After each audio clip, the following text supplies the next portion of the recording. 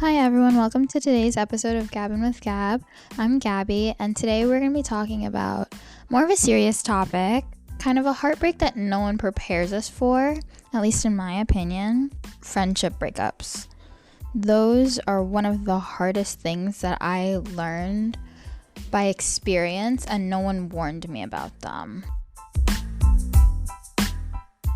So I feel like that's one of the hardest breakups that I have ever been through. I personally have not had an actual relationship breakup with like a boyfriend or a girlfriend, but the friendship breakups that I have, I feel they have hurt so much because personally to me, I feel like a relationship like during any high school or younger years don't last. So I would be like, oh, well, what's the exception? But personally, I'm like, I value friendships more. Like, I don't walk into them being like, oh, I wouldn't be shocked if this ended. I don't walk into friendships expecting those to end. So I put more energy and more time into those kind of relationships. So when they don't work out, that hurts me the most. So now it caused me to be so wary of friendships and like, who can I trust? I've had many experiences with friendships that it didn't work out, and not completely the other person's fault. It's not completely my fault. It's a mutual thing, but it just sucks when it doesn't work out. One of my favorite quotes by Nikita Gill is, I suppose I love my scars because they have stayed with me longer than most people have, which I can relate to. So I got scoliosis surgery back in 8th grade. So that was 5 years ago. That like don't have like a scar in their back. I'm like, that's weird. Like I'm like, because I see my scar. So I can relate to that because I have had a lot of friendships that they've lasted even a few weeks. And I was so hurt because I put so much into that when it ended, I was in complete disarray.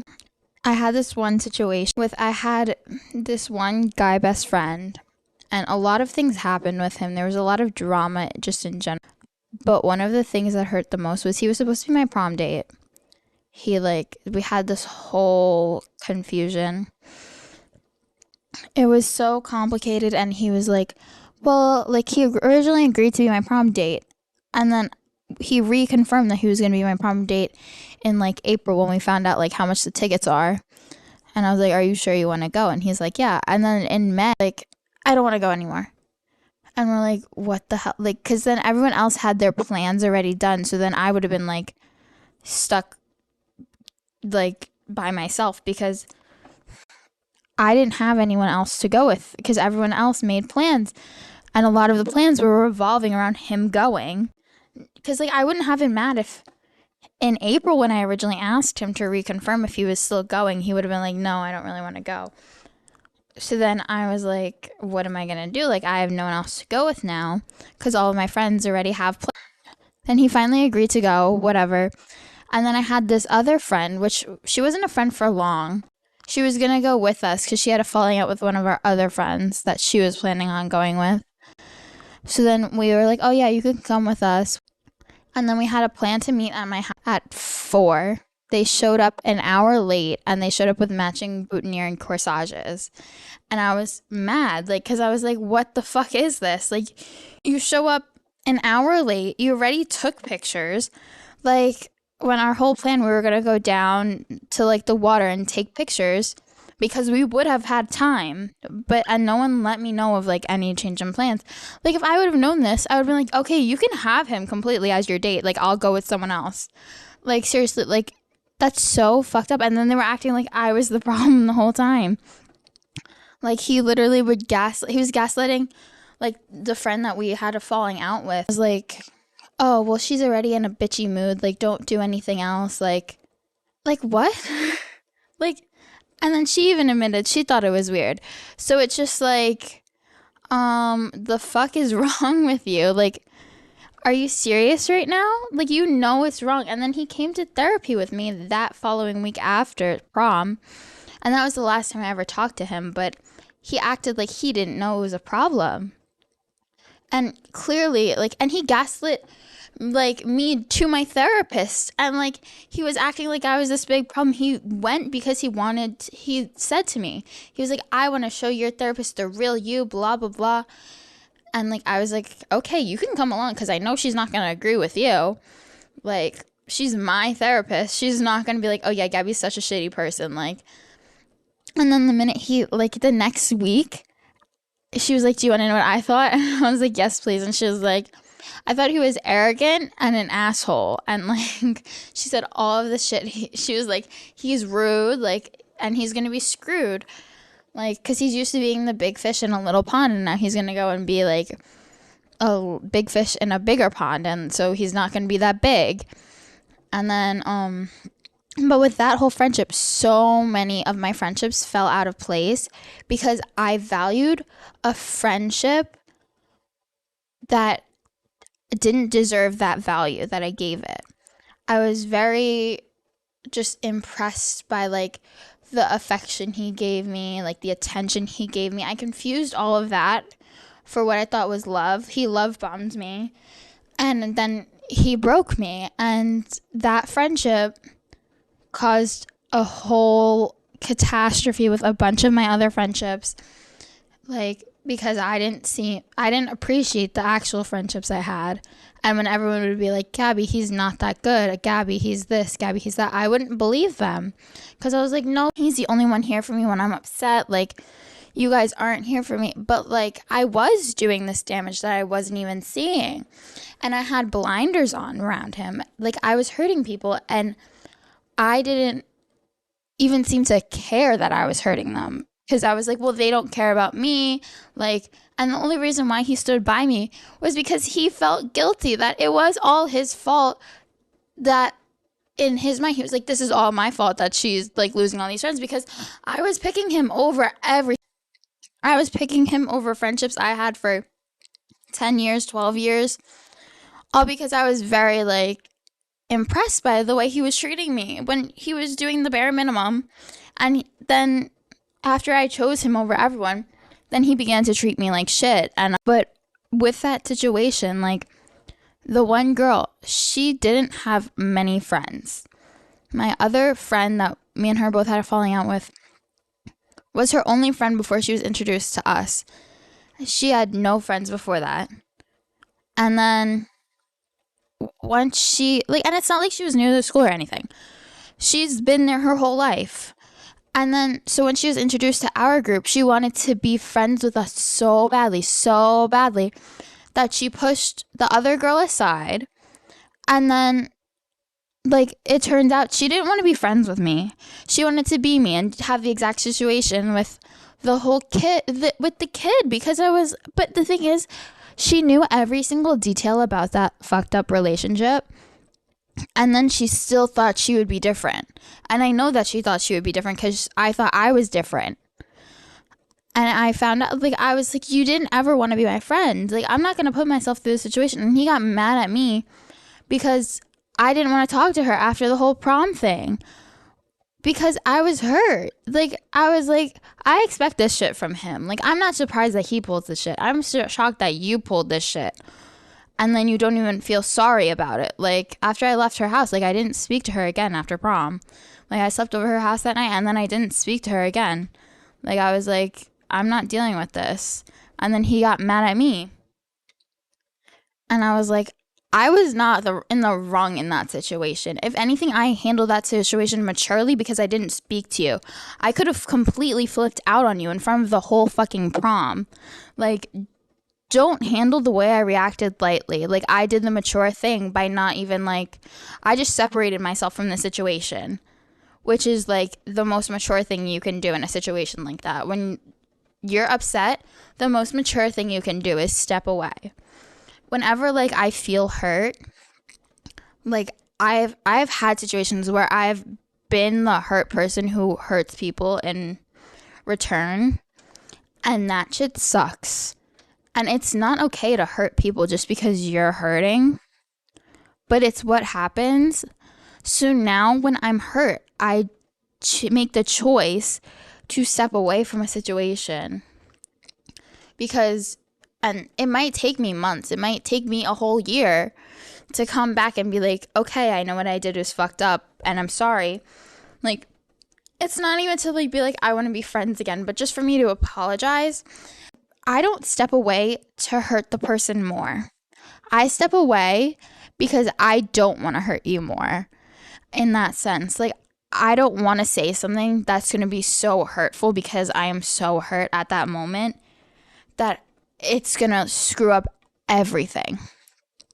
Like, I have this one friend, she's one of my best friends, and we had this whole falling out last year, this whole big fight, and then we didn't speak to each other for a little bit afterwards because there was like, it was over text, and I was on vacation at the time, and it was this whole big thing. And I didn't speak to her afterwards. Like, I just didn't even answer like one of her last texts about it because I didn't want to say something and just keep dragging it on until I personally thought that was the end of our friendship. Completely thought that was going to be the end. But I still didn't want to say anything that I could never take back. And I'm very glad I did that because then later on, I reflected on that situation. It took me months.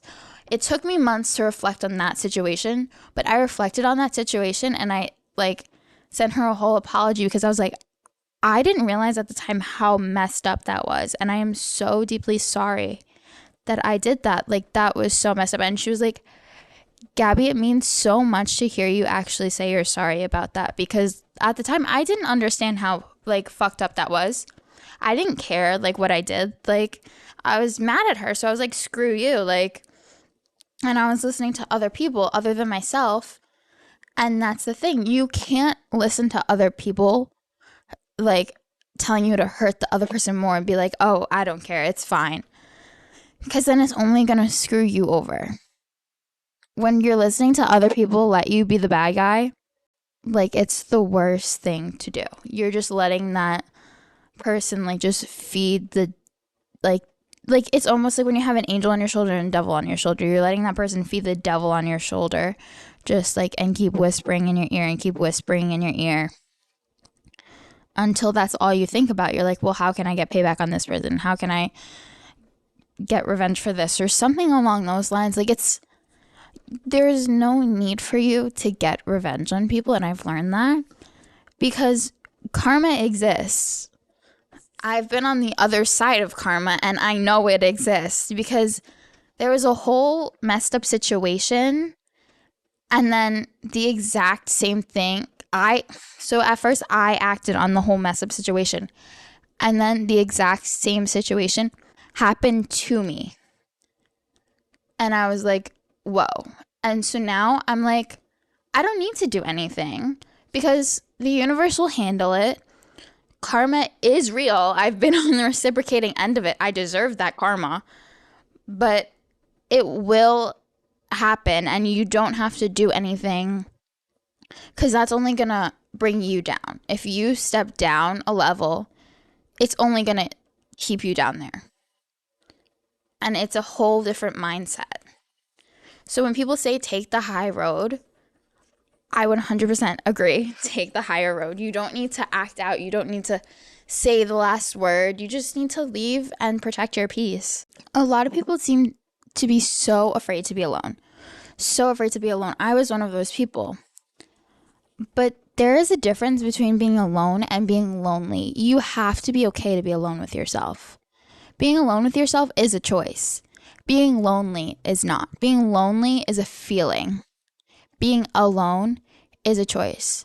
You have to be okay to go and do things on your own. You can't rely on someone to be with you at all times. Like, I'm learning to do like big events, go to big moments by myself. Like, I bought tickets to go do things by myself. And like, yeah, everyone else has their friends, but you can observe so much when you're alone. I love just going to like, my favorite thing to do whenever I'm upset or anything, I get in my car and I drive down to the water and I just watch the waves. I write in my journal, I listen to music, and I do that alone. And then I can observe like when other people are sitting in their cars. Like, I saw the cutest date idea of like this couple, they were in their car eating sushi and watching the sunset, and I was like, I want to do that. Like, I would do that with myself, like taking yourself on like personal dates. Like, that is so important. That's such an important part of self-care, is just being alone and being by yourself. And I also feel like many people have confused what they thought to be their love for me with their hatred of being alone and being by themselves. They took being friends with me just because they didn't want to have no friends, but in turn, their friendship wasn't what an actual friendship should be. Like, it was almost like a business deal or an arranged marriage where they're just kind of stuck. And then so you can feel the tension in there. You can feel the tension that they don't want to be there. If you don't want to be in a relationship or a friendship, you should not be, because it's not fair to the other person. I've been on both ends of that spectrum, and I understand both sides, but it only hurts the other person to just stay there, because then you take all your anger and resentment out on them, and it's not okay to do that, because this person thinks they're your friend, and then you're just being a toxic person in their life, and it's not okay to just hurt people. That's the biggest thing. That's one of the biggest lessons I learned in 2022 is you can't just hurt people because you're hurt. That is the worst thing you could ever do to someone.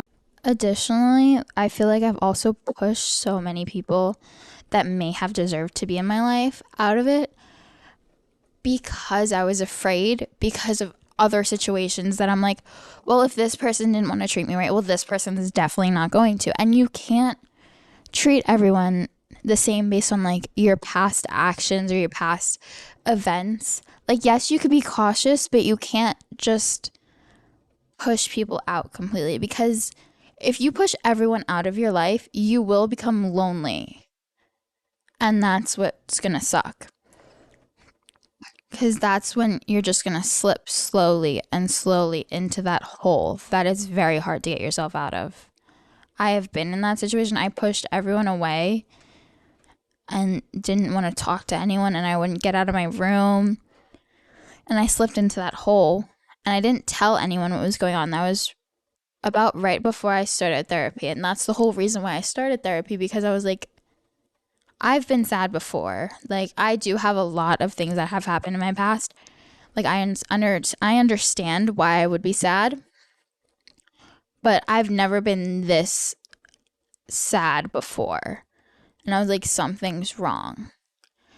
And the thing is, you can't just bottle up these emotions that when you know something's wrong. You need to talk to someone about it.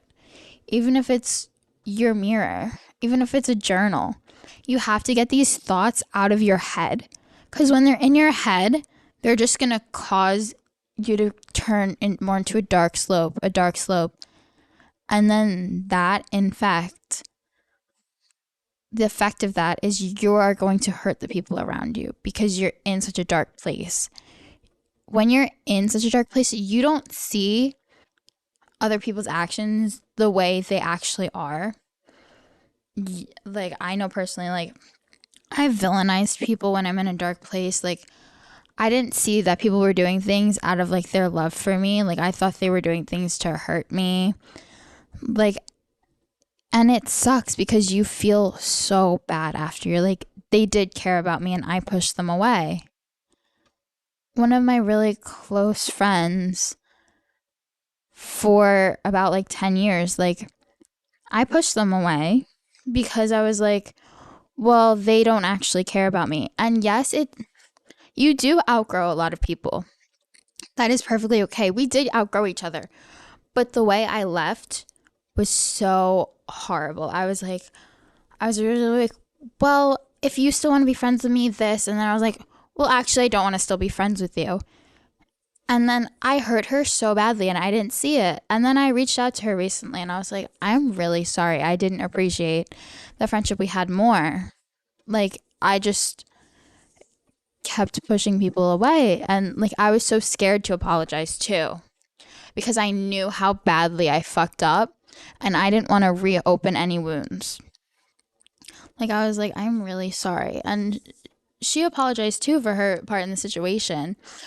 Because it's never just one person's fault. It really is never just one person's fault. Yes, one person can fuck up badly, but it's also your reaction to how badly they fuck up or what they do. So there are certain situations where, yes, someone can do something horrible, but it's also your reaction to it. Your reaction means a lot more because that is in your control and that shows what kind of person you are. So we had this whole situation and I was like, I am so sorry. Like, I really didn't appreciate your friendship. And she was like, there are different ways we could have both handled that. Like, it's not just you. Like, I'm sorry too. And then we both agreed that we would just focus that we did have important parts in each other's like high school experience. We had important parts. We known each other since we were 9 years old. We had extremely important parts of our friendship. And we were both like, let's just focus on the good because like we both valued each other. I would say honestly more now. I value her more because I was like, she did put up with me during this, put up with me during that. Like, from this whole fucked up situation, this was all just one situation that was just chaotic as fuck. From that whole situation, I grew as a person so much. And there's always more you can grow. You can always continue to grow. There's no cap on it. But I just grew so much and I was so proud of myself. I was like, oh my gosh, I came back from that. That put me in such a dark place. But then instead of other ways that I used to cope, I coped by writing. And when I write, I can look back on it and see, oh my gosh, I was so hurt. And now I also look for other points in like when I feel triggered by something or upset by something, I'm like, well, why does this actually make me upset? Because I was in Target with my friend the other day and then she was running away from me as a joke, but then I genuinely got so upset. Like, and I was like pissed. Like, yes, there were some other parts of it, but I was just like, this isn't normal for me to be this upset. Like, I could be annoyed by this, but why am I so upset that I wasn't even talking to her because she's my best friend in the world? We'd never get into fights like this. So I was genuinely like, why am I so upset? Like, I'm never this upset with her. And it's over something really stupid. So I knew it wasn't anything that should make me that upset, but it did. And I was like, it's not this situation. I know for a fact it's not that situation. So I was thinking back to it. And then back with the whole relationship about my guy friend and then the other girl, I remembered that she was sitting in the cart and he pushed her and ran away like all through the store. And then I was hurt by that and it brought me back to that moment. And I forgot about that, honestly. So then I was like, I know exactly why this bothered me. Like, it was this. Because, like, we talked it out. Because she wouldn't let me. What I love about her is she doesn't let me just stay mad. She's like, I'm not going to let us. Like, can we please just walk around the store a little bit more and talk? Like I don't want to leave yet. Because, like, I don't want you to still be upset with me. And she, like, forced me to talk it out. And I loved that she did that. Because I feel like if she didn't, then I would still just be mad. And I wouldn't be able to have actually gotten to the root of my problems. That is so important. Whenever I get upset about something now, I try to like figure out why it actually upsets me because most of the time it's something stupid that I'm really upset about, but it brings me back to like something else and I'm like, this isn't normal. Someone should not be this upset over this situation. Like, so then I'm like, well, why am I actually this hurt? Why am I actually this upset? That is probably one of the most important things for you to do because and write it down. Write down everything. I love writing down anything and everything. So when I go into a dark place, I use that to get my best ideas. My best writings are always in my darkest places. Kurt Cobain once said, thank you for my tragedy. I turned it into art. I needed it for my art. That's what it was. And I so relate to that because I love writing. It's one of my favorite things in the world because it has helped me through so many dark places and my best writing is always in my darkest times. So I use that to be like, even though I'm in such a dark place, something beautiful is going to come out of this. You have to look at it, even if you're in a dark spot, you can create beauty even in that dark spot. There's always a light at the end of the tunnel. You just have to work through it. And if you're like scared to go to therapy or scared to talk to someone about it, that's okay. It's all about baby steps. It is all about baby steps. And therapy isn't just for you if you feel like you're broken. Therapy is for everyone. Everyone has their shit that you will need to work through. You could be the healthiest person on the planet and still be like, I need to talk to someone. Most of the people that are the best mentally go to therapy because they value and realize the value that therapy has. Even just to talk about like what you did last weekend. Like you could talk about the most random shit, and it is important to talk about that. But the problem is why a lot of people, I feel, they say like therapy doesn't work is because I remember the very first thing my therapist said to me by myself. She was like, do you want to be here? And I go, yeah. And she goes, good, because otherwise this isn't going to work. You have to be willing to help yourself in order for others to help you. You have to be willing to accept that help. And that's why I feel like a lot of people don't feel therapy works, because they don't want to be there. When you don't want to be there, it shows. You have to want that help. And that's the same as with friendships. Like you have to want them there, and you have to want to work through the things that you've done as well as the things that they did. And then you have to determine whether the friendship is more than the mistake. And so, like, yes, everyone makes mistakes. Everyone is going to fuck up in your relationships, and you just have to determine whether that fuck up is the end of it or if you could work through it. You have to see what you value more. So I feel when you are the only one changing in the relationship is never going to get anywhere. It's going to remain stagnant. If you're the only one going up, up, up, up, up, and the other person just not doing anything, things aren't going to change. You both have to be willing to change for your relationship to grow. Sometimes someone's best is not going to be enough for you. And that is such a hard pill to swallow. Someone can give you all of their love in the only way they know how. And sometimes it's just not going to be enough for you. And that is okay. Because not everyone is meant for you. And you're not meant for everyone. Sometimes you can only get to a certain point with someone. And everyone in your life has a purpose in your life. Whether, even if they put you in the darkest spot, they teach you to grow from that.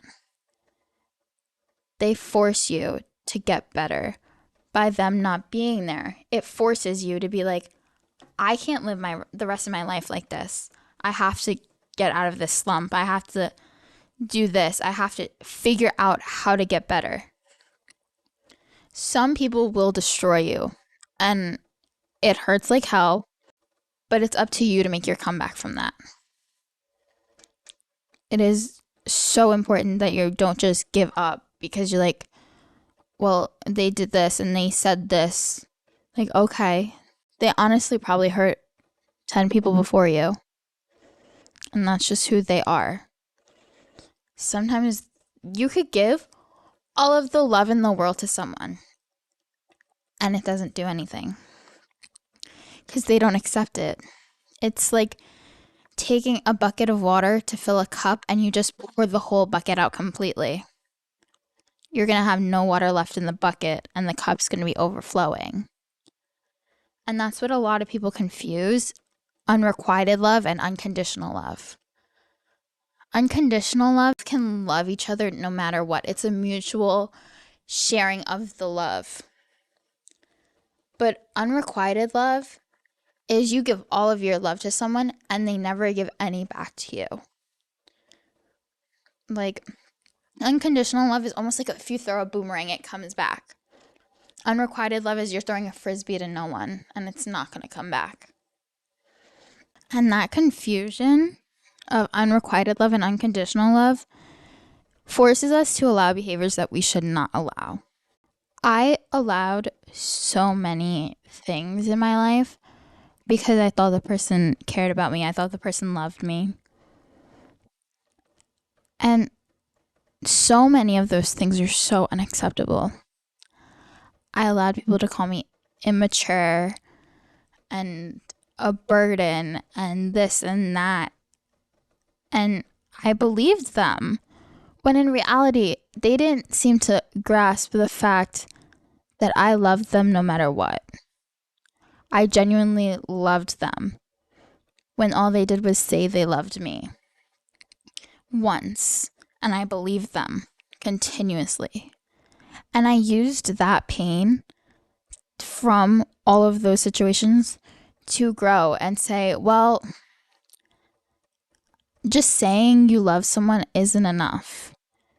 Your actions do speak louder than words. So many of these principal thoughts that we were taught in kindergarten, first grade, they are so true. And it's just, you have to learn where it applies. Like, you think and you're like, okay, but like you can scream words like, like you take it so literally as a kid. But when you look back, you're like, whoa, yes, they said they loved me. They said they cared about me. Like, sure, they stuck around, but it's not the person that I cared about that stuck around. That person doesn't exist. I created this fantasy in my head of this person that was so good to me because they said this once, they did this once. Meanwhile, it was months ago. Like, they did this 6 months ago and they really left 3 months ago, and it's just a body here. It's not the same person. And that shit hurts. It hurts a lot. But the thing is, sometimes what you desire is not necessarily what you need at that time. The universe will bring you everything you need in timing. I've learned that firsthand. I was like, always that person was like, okay, sure. Like, I always tried to believe in like everything happens for a reason, but after being hurt, you're like, oh, well, this couldn't be happening for this reason. But now I genuinely do believe everything happens for a reason. Sure, some of the shit that happens suck, but it makes you stronger. It makes you into this force that eventually no one can fuck with. And that's the most important thing. Like, I have come back from so many fucked up situations only stronger every time. Because the more you learn, the stronger you become. Your knowledge is one of your greatest strengths. You could be not able to lift 10 pounds and you could still be the strongest person in the room because you have the most knowledge. You know the shit. You have the most emotional intelligence. Emotional intelligence is so important. When you can read someone's emotions and you can feel the empathy for them, that just makes you that much better of a person. I always felt like my vulnerability was my greatest weakness.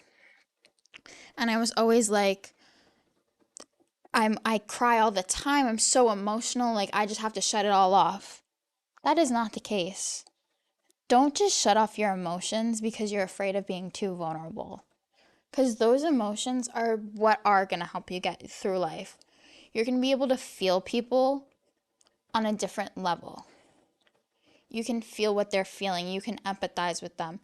That's just going to make you a greater person. The more you can empathize with people, the better you are. The better off you are in life. Everyone's going to want to come to you because they're like, she gets it. But there's also, you have to put up the boundaries. Like, you're not going to be the therapist friend. Like, I'll be here for you, but I am not your therapist. You have to learn those boundaries to put up for yourself. You have to set up those standards for yourself. So you can empathize with all the people, but there's also a line where it crosses to be like, you're taking everyone's burdens. You're taking everyone's feelings. And you're letting that weigh you down. So there's a balance between everything. Finding that balance is going to be key. And yes, you might have setbacks. Healing is one of the most messy roads ever. I'm still in the process. It doesn't really end. I feel like the healing process never really ends. You can be healing, but personally, I feel like even if you're healed, you can still grow. And you just use that to keep healing more and growing more. And that's the most beautiful thing, the resilience people have. You can come back from this. And guess what? You're still okay. The universe didn't explode. The world didn't end. You are okay. I feel like that's one of the most important lessons we can learn in life. That it's okay not to be okay. And it's okay to be hurt and grow from that.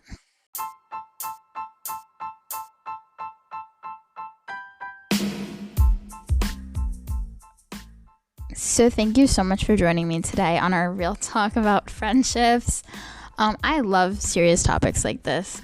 I feel like I just have so many like stories that come from this. I love like the funny stories too, but I feel like I can use my pain to help others and grow from it. And that is one of the greatest gifts that anyone can have, helping others through situations that you've had. So thank you so much again for listening. Our social medias will be linked down below, and we'll see you next Thursday at 6 o'clock.